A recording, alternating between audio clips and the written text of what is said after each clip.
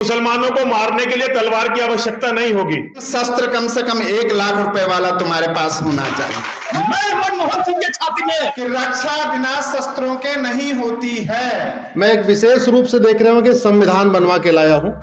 Video clips from a 3-day Dharm Sansad in Haridwar are being shared on the internet, in which religious leaders can be heard making provocative remarks, even calling people to pick up arms to protect their religion. The Dharm Sansad took place from 17th to 19th December. A large number of Mahamandaleshwar Mahants and Pithadeshwars from all over the country had gathered at the meet. In this clip, explicit calls were given for Hindus to pick up arms against Muslims. Yati Narsinghanand said swords won't be enough to kill Muslims. कि मुसलमानों को मारने के लिए तलवार की आवश्यकता नहीं होगी, क्योंकि अब तलवार से आपसे वो मरेंगे भी नहीं। तलवार से नहीं मरने वाले हैं वो। आपको टेक्निक में उनसे बहुत आगे जाना होगा। वो बहुत अच्छे हथियार लिए हुए बैठे हैं। Swami Sagar Sindhu Maharaj from Roorkee appealed to Hindus to at least keep swords and asked them to purchase weapons of at least ₹1 lakh. मैं बार बार कहता हूं, मोबाइल 5,000 वाला भी चल जाएगा, लेकिन शस्त्र कम से कम 1 लाख रुपए वाला तुम्हारे पास होना चाहिए। A highly objectionable speech was delivered by Swami Dharamdas Maharaj from Patna, who said, "If I had a gun, I would have become Nathuram Godse and I would have shot Prime Minister Dr. Manmohan Singh inside the parliament." हाथ में revolver होता और मैं नाथूराम हो जाता और अपनी 6 की 6 गोलियां मैं मनमोहन सिंह के छाती में मैं लगा देता। Swami Premanand Maharaj stressed on the need for Hindus to purchase weapons to defend their religion. रक्षा बिना शस्त्रों के नहीं होती है। यदि रक्षा करनी है धर्म की, तो सबसे पहले कल जहां पर समाप्त किया था वहीं से मुद्दे को उठाता हूं कि मोबाइल चाहे 5,000 का हो, शस्त्र 1 लाख का होना चाहिए। BJP leader Ashwini Upadhyay also presented a Bhagwa constitution to his Gurudev Yati Narsinghanand Saraswati. Remember, Upadhyay was accused in the Jantar Mantar hate speech case. He had then distanced himself from those disciples of Narsinghanand who raised the objectionable slogans. मैं एक विशेष रूप से देख रहा हूं कि संविधान बनवा के लाया हूं। ये अपने संत समाज के लिए लाया हूं, भगवा कलर में लाया हूं। हरिद्वार में आयोजित हुई धर्म संसद पर नसीरुद्दीन शाह ने बहुत बड़ा बयान दे दिया है। पिछले दिनों हुई इस संसद में मुसलमानों के खिलाफ भड़काऊ भाषण दिए गए थे। अब इसी धर्म संसद को लेकर नसीरुद्दीन शाह ने मोदी सरकार पर हमला बोला है। उन्होंने कहा, अगर इन्हें पता है कि वे किस बारे में बात कर रहे हैं तो मैं हैरान हूं। ये एक गृह युद्ध के लिए अपील कर रहे हैं। हम में से 20 करोड़ लोग इतनी आसानी से नष्ट होने वाले नहीं हैं। हम 20 करोड़ लोग लड़ेंगे। हम 20 करोड़ लोगों के लिए ये मातृभूमि है। हम 20 करोड़ लोग यहीं के हैं। हमारा यहाँ जन्म हुआ है। हमारे परिवार और कई पीढ़ियाँ यहीं रहीं और इसी मिट्टी में मिल गईं। मैं इस बात को लेकर निश्चिंत हूँ कि अगर इस तरह का कोई अभियान शुरू होता है तो कड़ा विरोध होगा और लोगों का गुस्सा फूट पड़ेगा। ये मुसलमानों के बीच डर पैदा करने की कोशिश है, लेकिन मुसलमान हार नहीं मान लेंगे। मुसलमान इसका सामना करेंगे, क्योंकि हमें अपना घर बचाना है, हमें अपनी मातृभूमि बचानी है, हमें अपना परिवार बचाना है, हमें अपने बच्चों को बचाना है। मैं मजहब की बात नहीं कर रहा। मजहब तो बहुत आसानी से खतरे में पड़ जाता है। ये मुसलमानों को असुरक्षित महसूस कराने की संगठित कोशिश है। मैं ये देखने को उत्सुक था कि जिन्होंने मुसलमानों के खिलाफ हिंसा के लिए उकसाया उनका क्या होगा, लेकिन ये सच है कि कुछ नहीं हुआ। हालांकि ये हैरान करने वाला नहीं है, क्योंकि उसके साथ भी कुछ नहीं हुआ जिसके बेटे ने किसानों को कुचला था। निश्चित तौर पर ये पूरी तरह से हैरान करने वाला नहीं है। ये निराशाजनक है, लेकिन कमोबेश हमें यही उम्मीद थी। लेकिन चीज़ें जिस तरह से आ रही हैं वो मेरी आशंकाओं से बदतर हैं। इस तरह के उकसावों पर हमारा नेता खामोशी ओढ़ लेता है। फिलहाल नसीरुद्दीन शाह 17 से 19 दिसंबर के बीच हरिद्वार में कई साधु संतों की बैठक में देश के संवैधानिक मूल्यों और सांप्रदायिक सौहार्द के खिलाफ लगातार भाषण हुए। हिंदू राष्ट्र बनाने के लिए अल्पसंख्यकों के विरुद्ध हथियार उठाने की बात कही गई। सबसे बड़ा सवाल है कि उनके खिलाफ कार्रवाई क्यों नहीं हुई है। हमारे पास स्वामी प्रबोधानंद की कुछ ऐसी तस्वीरें हैं जो ये साफ करती हैं कि उनके खिलाफ कार्रवाई क्यों नहीं हो रही।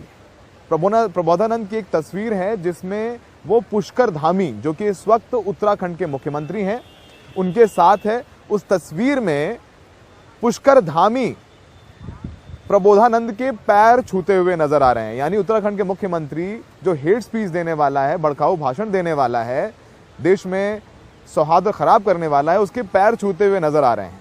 तो क्या यही वजह है कि पुलिस उन पर कोई कार्रवाई नहीं कर रही है? नहीं, अब तो मुकदमा दर्ज किया गया है।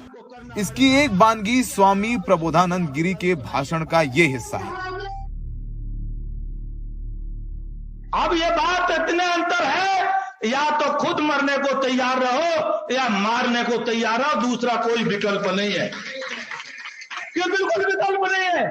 इसीलिए आपको म्यांमार की तरह यहाँ की पुलिस को, यहाँ के नेताओं को, यहाँ की फौज को, यहाँ के हर हिंदू को अस्त्र उठा करके इस सफाई अभियान को करना पड़ेगा। इसके अलावा कोई दूसरा विकल्प नहीं है। नफरत से भरे इन भाषणों की निंदा कई लोगों ने की। इनमें से कई पूर्व रक्षा प्रमुख शामिल हैं। यहां तक कि एक दौर में टेनिस स्टार मार्टिना नवरातिलोवा ने भी ट्विटर पर इसको लेकर चिंता जताई है। लेकिन 4 दिन बाद भी इस मामले में पुलिस ने कोई कार्रवाई नहीं की है। डराने वाली बात यह है, इन रणभूमि में हम आपका साथ नहीं छोड़ेंगे, चाहे कुछ भी हो जाए। तुमने कहा कि जो अल्लाह को न माने उसका कत्ल करो, तब तुम अपनी असलियत पर आ गए। तो इन बातों को लेकर आप ऐसी किताब को अल्लाह की किताब कहें, तो मैंने उसको चैलेंज किया। उसके बाद जब उसको भी नहीं माना तो मैंने मोहम्मद एक किताब लिखी। वो एक हिडन फैक्ट्स है, वो छुपी हुई कहानी और छुपी हुई असलियत है जो तुम्हारी किताबों में मोहम्मद के सिलसिले में लिखी हुई है। उसी से तो लिख के मैंने 350 किताबों को पढ़ने के बाद उस किताबों को लिखा है मैंने, कि अब समझो आओ इस पर बात करें कि मोहम्मद का चरित्र ऐसा था तो वो कुरान कैसे लिख सकता था, अल्लाह का मैसेंजर कैसे हो सकता था। ये किताब लिखने का मकसद ही यही था कि हमने तुमको आईना दिखाया है कि जो जिस चीज को तुम अगर भटके हुए हो, तो जिस चीज को मान रहे हो वो गलत है। मोहम्मद के चरित्र पर किताब लिखने का मतलब ही यही था कि मैसेंजर ऑफ गॉड नहीं था। ऐसा चरित्रहीन व्यक्ति अल्लाह का मैसेंजर कैसे हो सकता।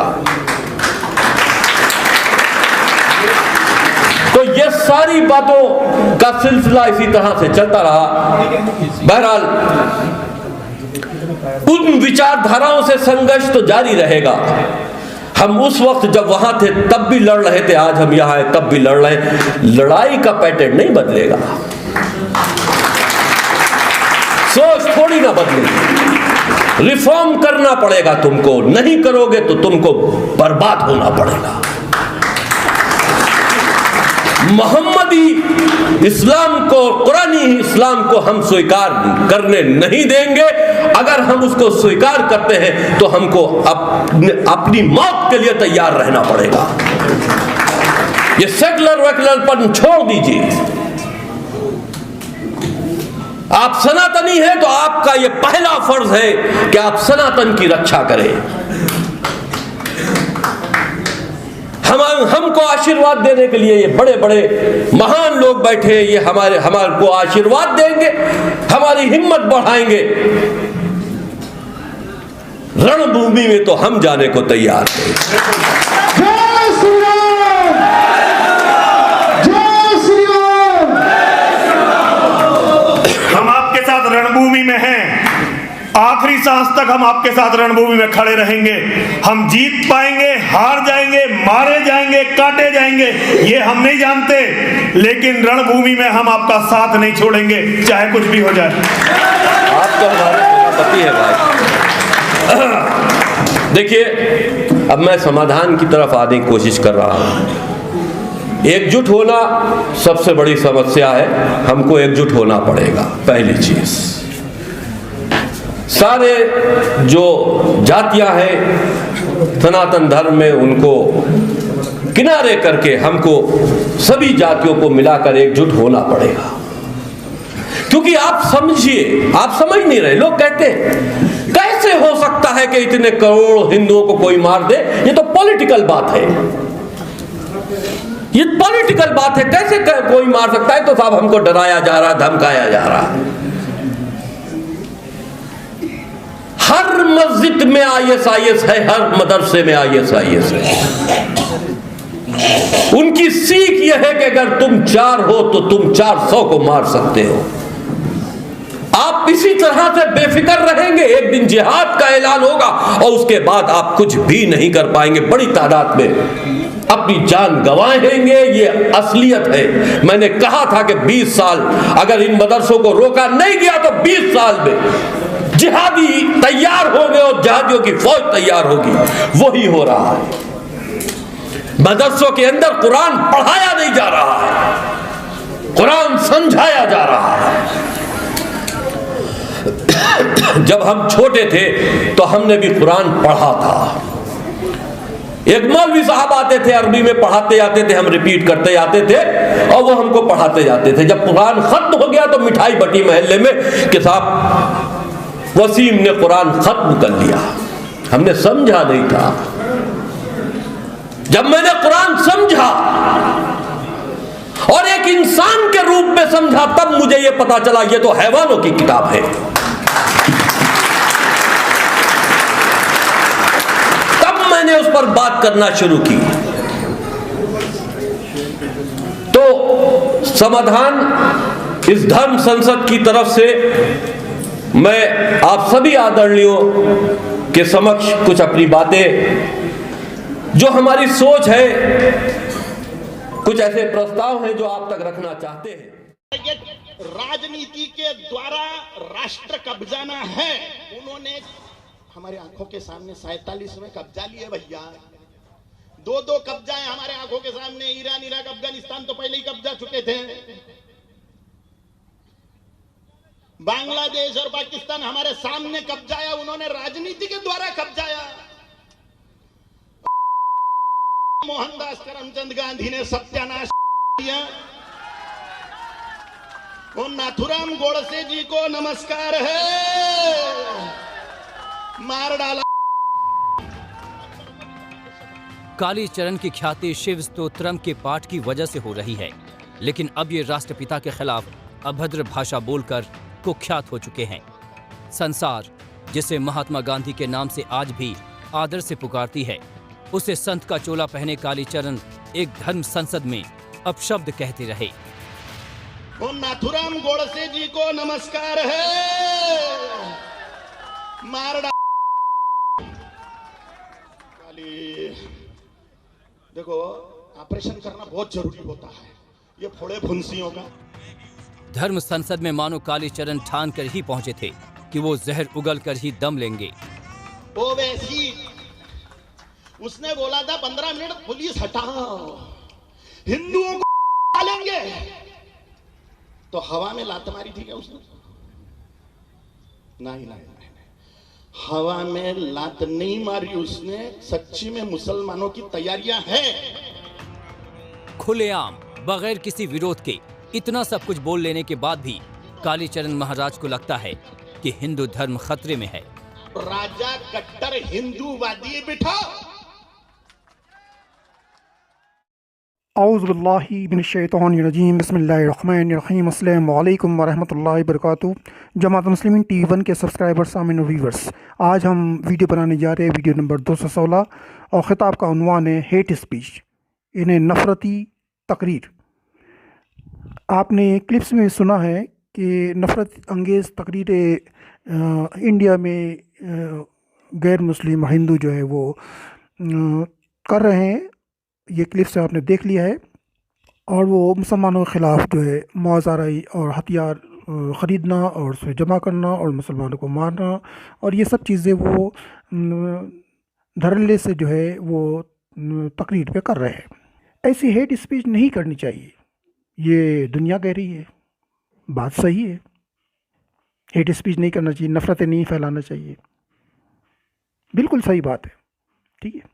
मगर जमात मुस्लिमीन TV1 एक अजीब व गरीब पॉइंट्स आपके सामने रख रहा है, जो हकीकत पर मुबनी है और कुरान हदीस के मुताबिक है।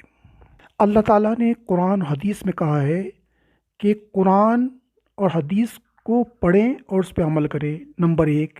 2 नंबर पे कुरान में कहा है कि हमने आपका नाम मुस्लिमीन रखा है, अपने आप को मुस्लिमीन कहे, 2 नंबर हो गया। 3 नंबर पे हदीस में सही बुखारी की सही हदीस 7084 जो बार बार हम कहते हैं कि वो तल्ज़म जमात मुस्लिमीन और इमाम कि जमात मुस्लिमीन नाम की जमात में ही शामिल होना और इसके इमाम के साथ मिलना है। और 4 नंबर पर जो है जिहाद फ़ी सबिलिल्लाह करें, अल्लाह की सरजमीन पर अल्लाह ताला के कवानीन नाफिज़ करें। ये 4 चीज़ें जो करेगा वही कामयाब रहेगा। अब जो है उम्मत मुस्लिमा कई 100 साल से जो है वो तकरीरें करती है, मदरसे बनाती है, मस्जिदें तामीर करती है और छोटे छोटे बच्चों को जो है वो तकरीरें करती है और उनको कहती है कि आप अपने आप को शाफ़ी बोले, हनफी बोले, मालिकी बोले, अहले हदीस बोले, देवबंदी बोले, बरेलवी बोले, कोई कादियानी कह रहा है, कोई फ़ारूकी कह रहा है। तो ये तकरीरें जो करते हैं, जो ये 4 चीज़ें अल्लाह ने फरमाई है कुरान हदीस में कि अपने आप को मुस्लिमीन कहना चाहिए, जमात मुस्लिमीन में शामिल होना चाहिए और कुरान हदीस पे अमल करना चाहिए और जो है जिहाद फ़ी सबिलिल्लाह करे, अल्लाह की सरज़मीन पे अल्लाह ताला के कवानीन नाफिज़ करे, इसके ख़िलाफ़ बात करते हो। तो ये तो हेड स्पीच हुई कि नहीं हुई कि मदरसों में, मस्जिदों में सब तरफ हेड स्पीच कर रहे हैं। आप अपने आप को मुस्लिमीन नहीं कह रहे हैं बल्कि और अलकाब से पुकार रहे हैं। तो अल्लाह ताला के रजिस्टर में भी आपकी तकरीरें, आपके मदरसे, आपकी मस्जिदें हेड स्पीच में आती है। ये गौर से सुन लीजिएगा। जब तक उम्मत मुस्लिमा इस 4 पॉइंट पर नहीं आती है उस वक्त तक आप हेट है अल्लाह के सामने, आपसे नफ़रत की जाएगी और इसी नफ़रत का खैमाजा हम उम्मत मुस्लिमा भुगत रहे हैं कि उम्मत मुस्लिमा जो पसपा हो रही है और जो है वो तैयारी नहीं कर रही है। इसीलिए हम रिक्वेस्ट करते हैं हर एक से कि आज आप ज़िंदा है तो आप जो है कुरान हदीस अपनी ज़बान में पढ़ना शुरू करें, रोज़े के सफ़ा, और उस पर अमल करें। और ये जितने उलमाए सू है जिसको अल्लाह ताला ने कुत्ता कहा है, ऐसे कुत्ते उलमाओं से दूर रहें। अपने आप को शाफ़ी, अहले हदीस, सलफ़ी कहना और कोई भी कुछ कहना बंद करें, छोड़ दें और अपने आप को सिर्फ मुस्लिमीन कहें, जमात मुस्लिमीन में शामिल हो जाए और कुरान हदीस के ऊपर अमल करें, पढ़कर ख़ुद, और जो है जिहाद फ़ी सबिलिल्लाह करें, अल्लाह के सरज़मीन पे अल्लाह ताला के कवानीन नाफिज़ करने के लिए जो है हथियार उठाए और जो है वो हुकूमत कायम करें।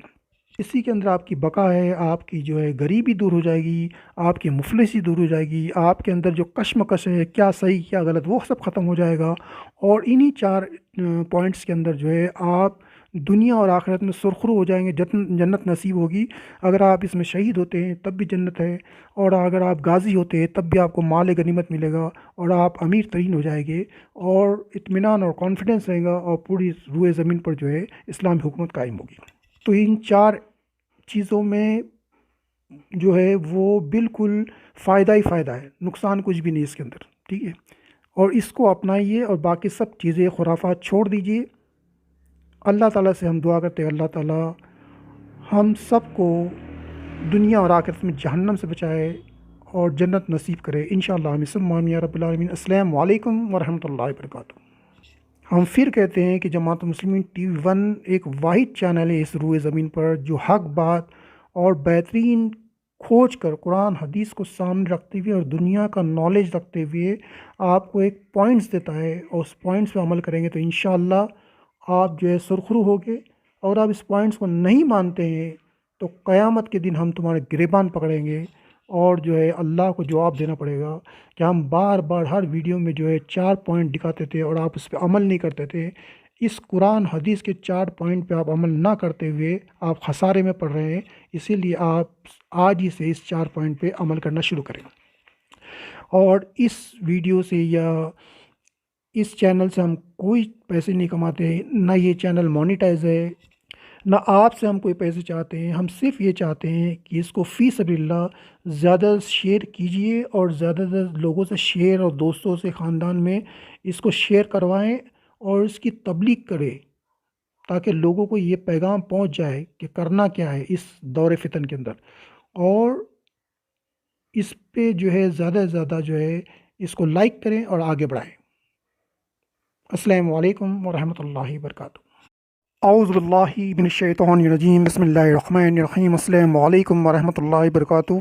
जमात मुस्लिमीन TV1 के सब्सक्राइबर सामिन और व्यूवर्स, आज हम वीडियो बनाने जा रहे हैं, वीडियो नंबर 216, और ख़िताब का उन्वान है हेट स्पीच, इन्हें नफ़रती तकरीर। आपने क्लिप्स में सुना है कि नफ़रत अंगेज़ तकरीरें इंडिया में गैर मुस्लिम हिंदू जो है वो कर रहे हैं। ये क्लिप्स आपने देख लिया है, और वो मुसलमानों के ख़िलाफ़ जो है मुआज़ाराई और हथियार ख़रीदना और उसे जमा करना और मुसलमानों को मारना और ये सब चीज़ें वो धड़ल्ले से जो है वो तकरीर पे कर रहे हैं। ऐसी हेट स्पीच नहीं करनी चाहिए, ये दुनिया कह रही है, बात सही है। हेट स्पीच नहीं करना चाहिए, नफ़रतें नहीं फैलाना चाहिए, बिल्कुल सही बात है, ठीक है। मगर जमात मुस्लिमीन TV1 एक अजीब व गरीब पॉइंट्स आपके सामने रख रहा है जो हकीकत पर मुबनी है और कुरान हदीस के मुताबिक है। अल्लाह ताला ने कुरान हदीस में कहा है कि कुरान और हदीस को पढ़ें और उस पर अमल करें, नंबर 1।